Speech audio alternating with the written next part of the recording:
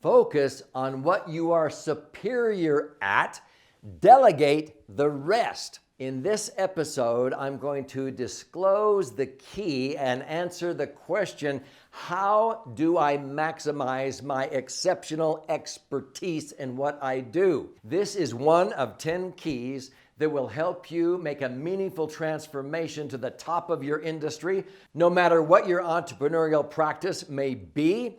I've helped many professional business owners 10 times their income in less than 60 months while simplifying their life with these 10 keys. This is key number 4. Get ready.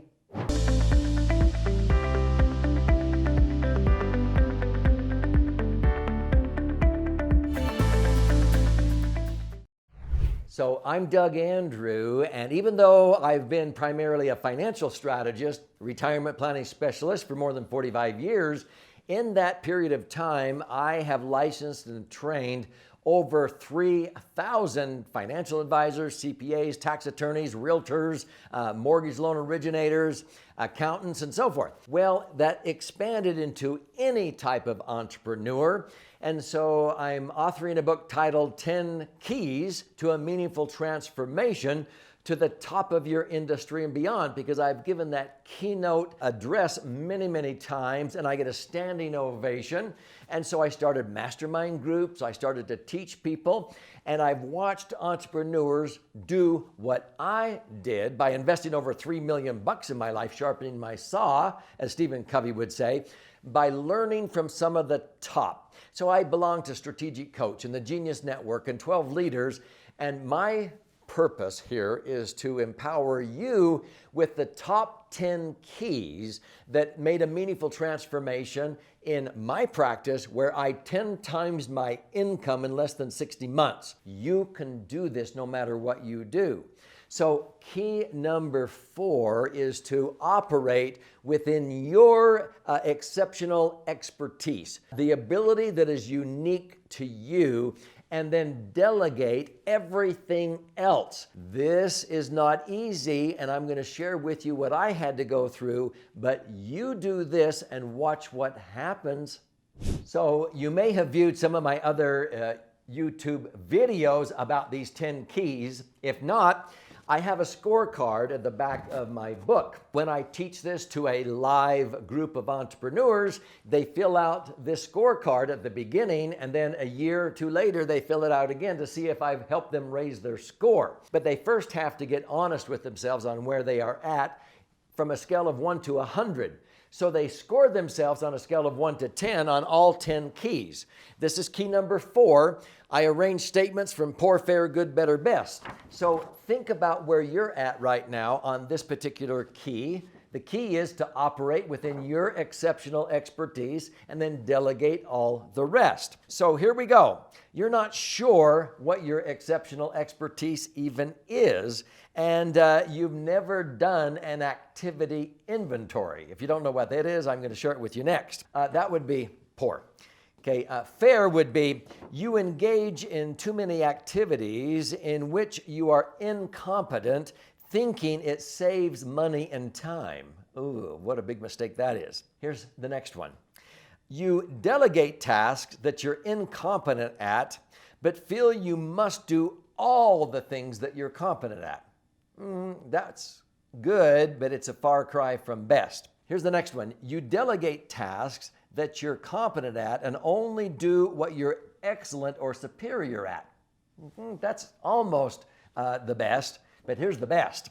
You delegate what you're competent and excel at, what you're excellent at, and spend 80% of your time doing what you're superior at. This is a game changer. I want you to score yourself sooner than later up in that 10. So let me show you what I mean and what you should do in order to accomplish that goal. Let me share with you an activity inventory that I was asked to do about 20 years ago by Dan Sullivan, the strategic coach. For 90 days, we had to keep track of all of our activities that we did on a monthly basis. And so we came back with all these different activities on this big, long sheet of paper.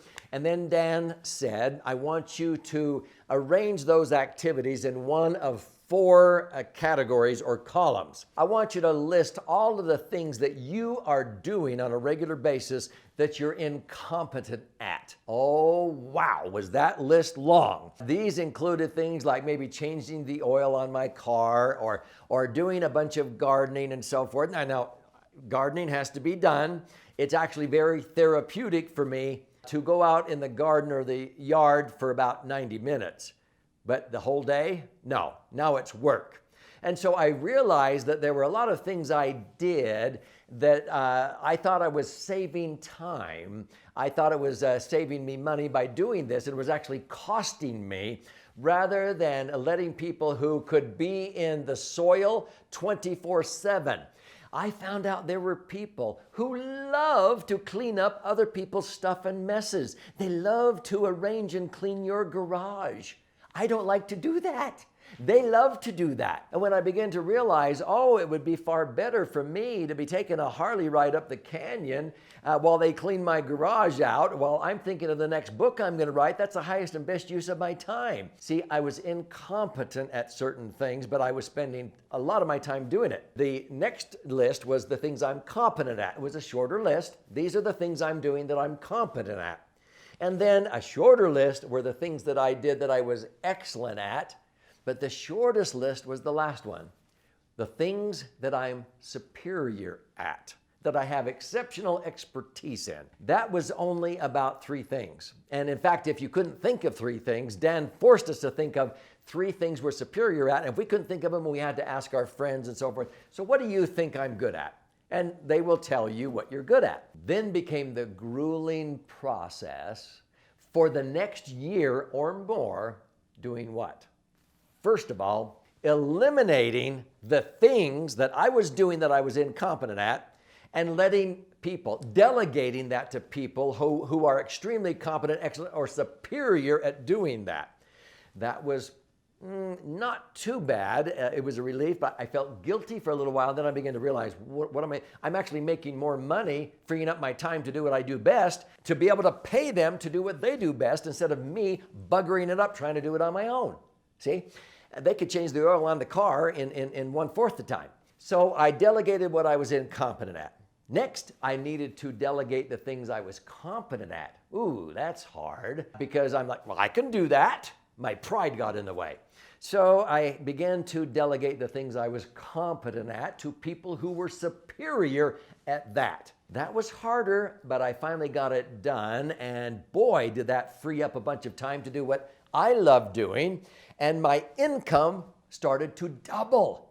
My income went up. And so it was costing me money doing the things I was incompetent or competent at, because I could have been dedicating the time that I was superior at. Here was the toughest thing to do. So finally, I had to delegate the things I was excellent at. Ooh. In other words, those are the hardest things for entrepreneurs to delegate. Why?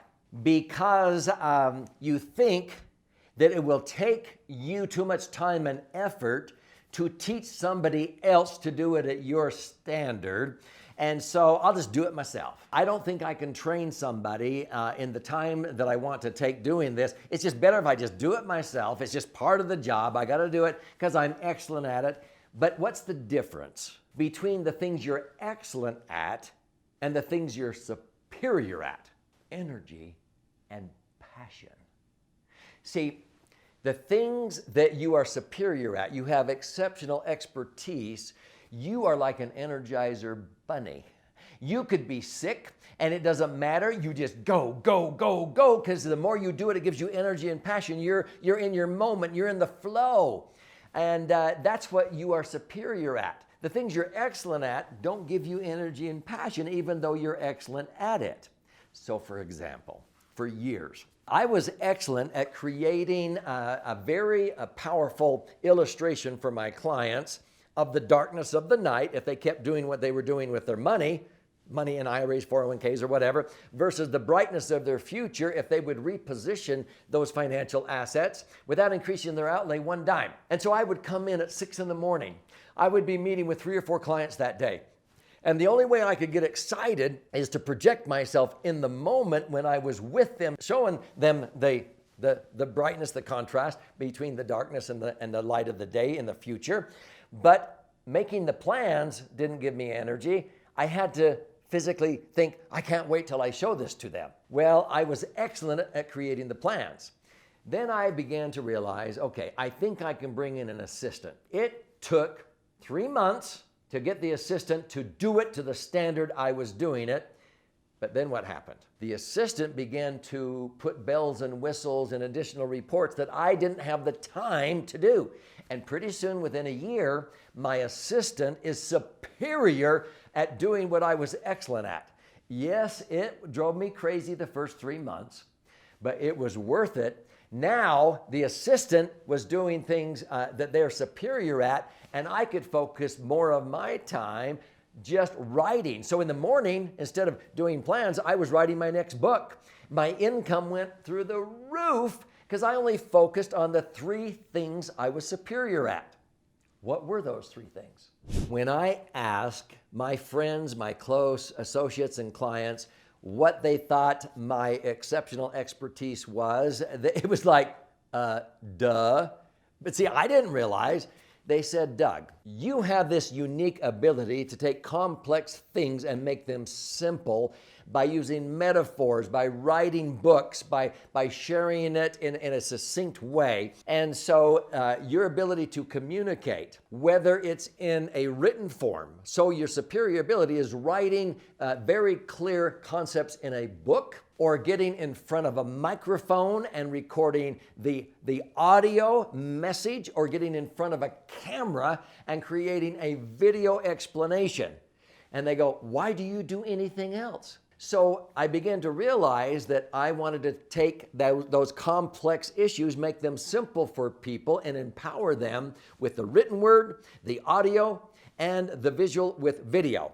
And the more I began to do what I was superior at, and I delegated all the rest of the things that I used to do that I was incompetent, competent, or even excellent at, my income began to grow by 10 times. And I helped a lot of other people excel in the things they were superior at. In my own practice, I am very passionate about coming up with ideas. So I come up with the ideas. I'm the quick start. I'm ready, fire, aim, okay? And so I come up with the ideas. I hire a project manager that is superior at making ideas real. He wasn't that good at coming up with the ideas, but he could take my ideas and make them real. And then I have process managers that make the ideas recur like a well-oiled machine. And so when I know what I do best, what I'm superior at, I put the right people in the right seats on the bus that are superior at making my ideas real, making the ideas reoccur, and all of a sudden our business just churns out all kinds of predictable results because I have everybody operating within their exceptional expertise and what they are superior at.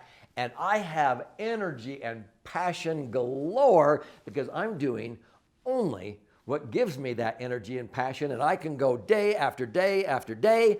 When my coach said, Doug, what could you do every day, the rest of your life, and never run out of energy and passion? And it was those 3 activities. I would challenge you to find out your 3 activities that give you energy and passion and take your practice to the highest level. View this episode and also all of the other keys of these 10 keys to make a meaningful transformation in your entrepreneurial practice.